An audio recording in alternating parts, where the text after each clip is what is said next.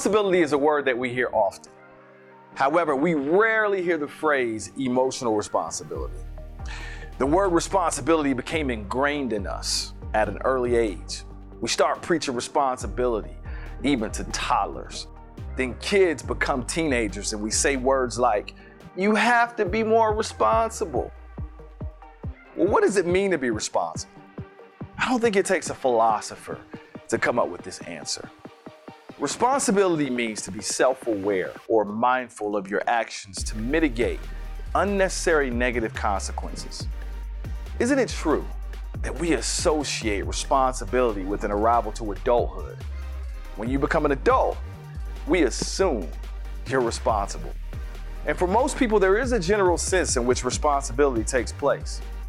You handle your business, take care of your family, arrive to work on time, you're productive, steward your money well, etc.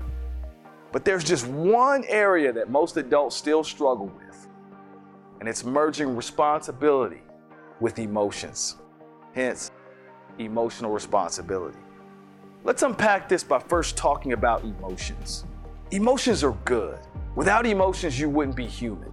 Your personality can be described in terms of your biology, emotions, and environmental makeup.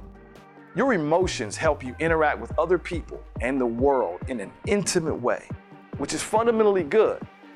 Nevertheless, when emotions become haywire, that which is good becomes bad and can have personal and interpersonal consequences.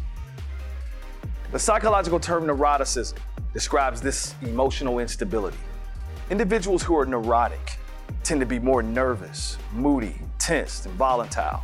And for some people, real professional help is needed. By seeking help, you can demonstrate emotional responsibility.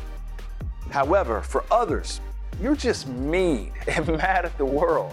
Listen, you have a lot to be thankful for, whether you recognize it or not. And I'm sure you demonstrate success and responsibility in other categories of life. Therefore, there is no reason why you couldn't transfer that same responsibility to your emotional behaviors. Please understand, life satisfaction can be found when you are good to other people. Listen, I know emotions are tough. We tend to want to verbalize and express what we feel because we believe our emotions always correspond to reality. Unfortunately, this is not readily the case. Sometimes our emotions can be deceiving. Therefore, to be emotionally responsible, we need to employ rational processes to examine the validity of our emotions. We can ask ourselves, what's really the truth in this matter?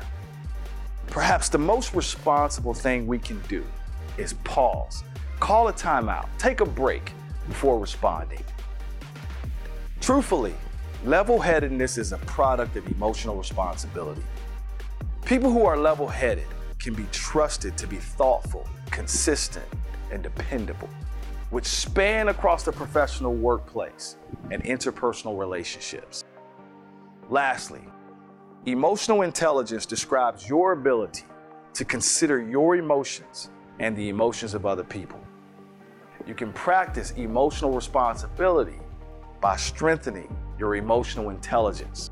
And you can strengthen your emotional intelligence with practice through an intentional observation and sensitivity of other people's emotions.